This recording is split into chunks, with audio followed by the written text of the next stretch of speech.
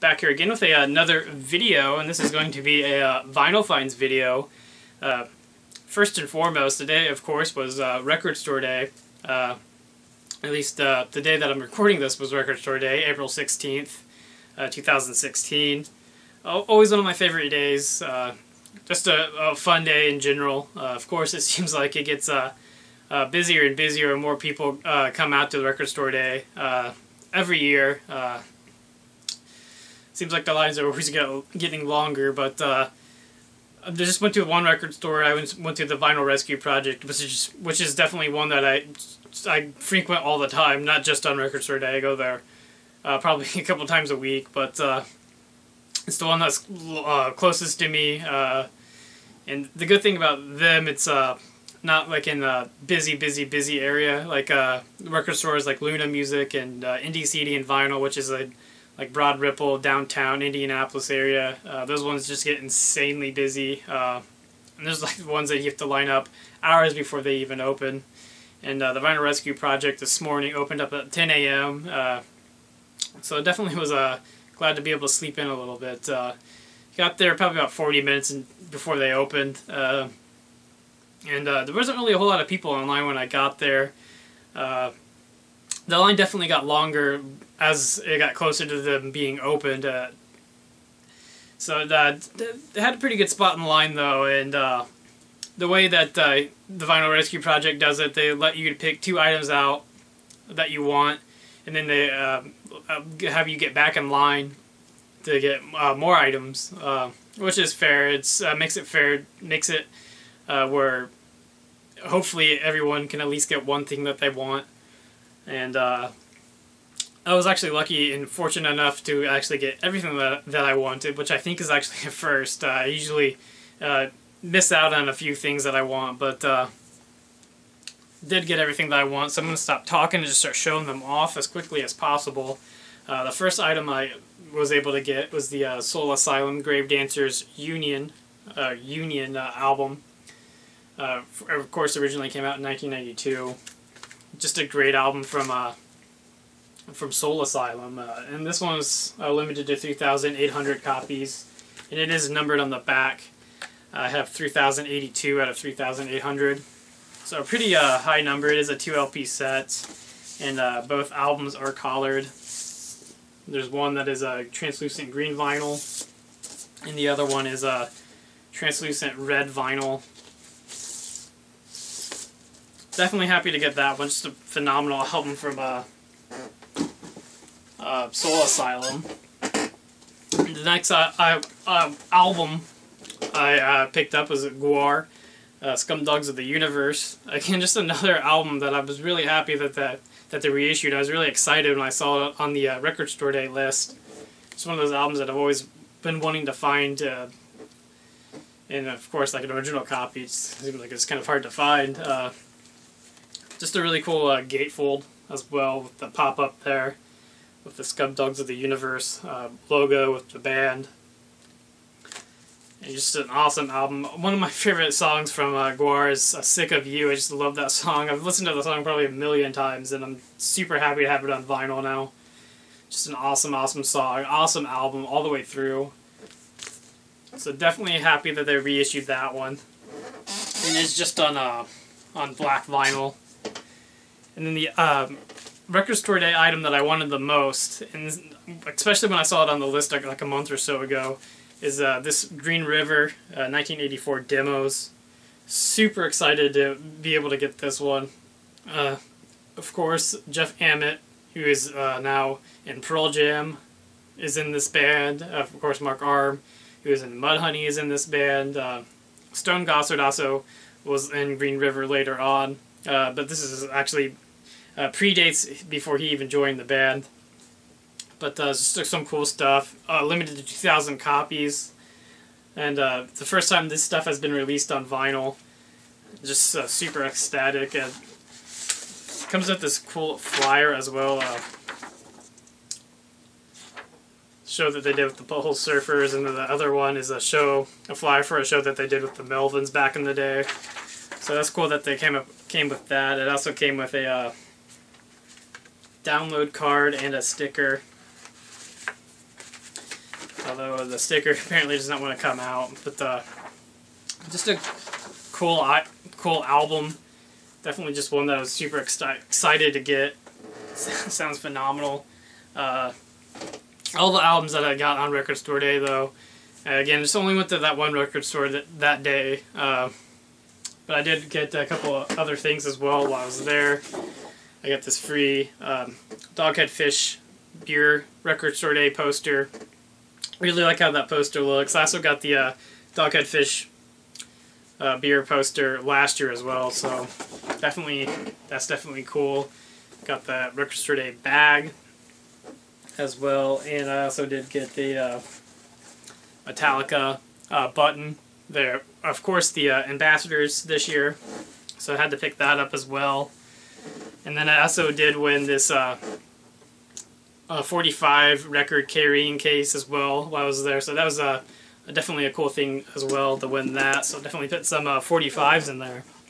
But that's all the stuff that I actually got on Record Store Day. But yesterday, April 15th, the day before Record Store Day, I actually went and saw the Smashing Pumpkins in Louisville, Kentucky.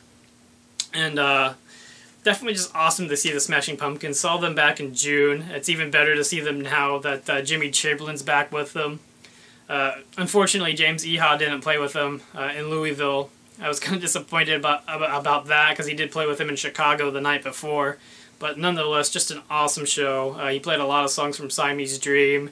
He played about 5 songs from Melancholy and the Infinite Sadness. And just an amazing song. He did really cool covers of Space Oddity, of course, originally from David Bowie. In the encore was actually, he did Angie, a cover of that from the Rolling Stones. It's just an awesome show as well. I mean, I got the tour shirt while I was there as well. But I also did get a chance to go to one record store while I was there. Unfortunately, didn't have a whole lot of time. It was just more or less going there for the concert and just didn't have a lot of time to hit up multiple record stores, even though I would like to do that someday. And Louisville's not really too far from me. It was only about an hour, 40-minute drive or so, give or take. So definitely wouldn't mind making a Saturday or something of just going down there and looking at record stores. But I did manage to get to go to one record store while I was there.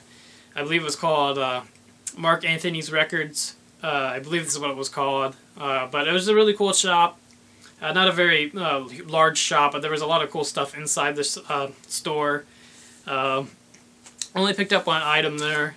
Picked up The Presidents of the United States 2, their second album, which I was really excited to find. This is actually an album that I've had on my want list on Discogs for a long time. And I found it in there. It was $10, so really, really good price on it.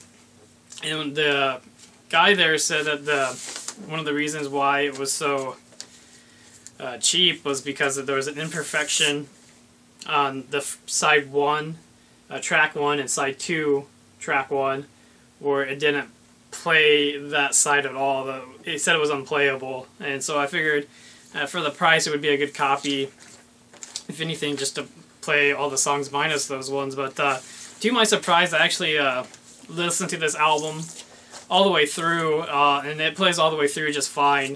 There's no problem on my end playing it.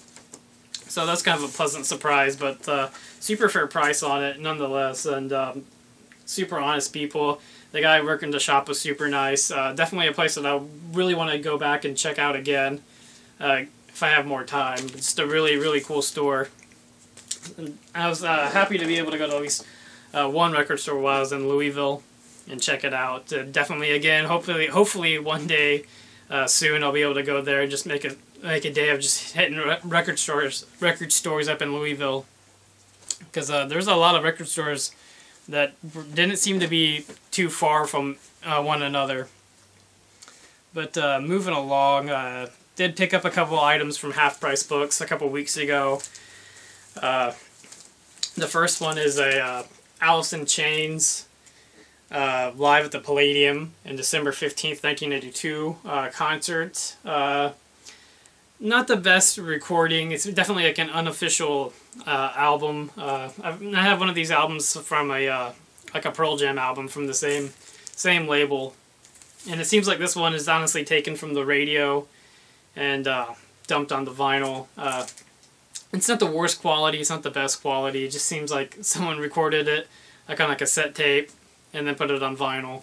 And the thing that kind of sucks about this album is like the curse words in it is like censored out and bleeped out when they cuss, which is probably how it was like on the original broadcast. But nonetheless, it was a cheap album. I'm a fan of Alice in Chains, so definitely worth it, in my opinion.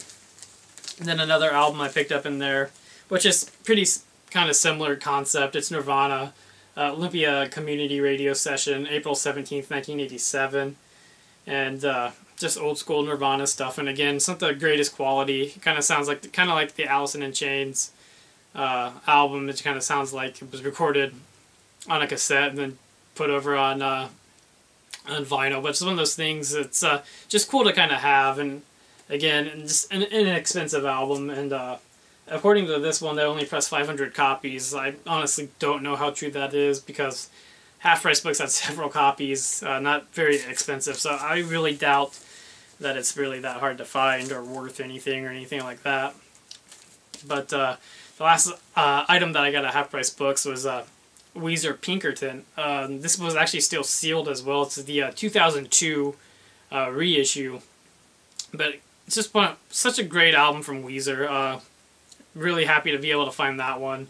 Hopefully one day I'll be able to find an original one, but finding the 2002 reissue definitely sounds really good. It's a great album.